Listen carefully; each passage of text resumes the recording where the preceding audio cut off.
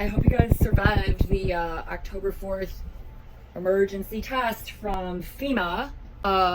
Like I tried to avoid it at all cost. But interestingly enough, I still got a voicemail from them on my phone. So they did do something. I guess they called me. I don't know what happened for you guys. But anyway, let me show you what they sent on the voicemail if you try to have your phone like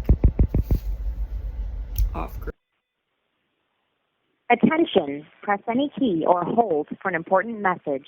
Please stand by for the nationwide test of the Emergency Alert System, EASE, and Wireless Emergency Alerts, WE, on October 4, 2023, at 1:20 p.m. CT. These messages will reach cell phones in English or Spanish, radios, and TVs. This test aims to evaluate the effectiveness in national emergency warnings.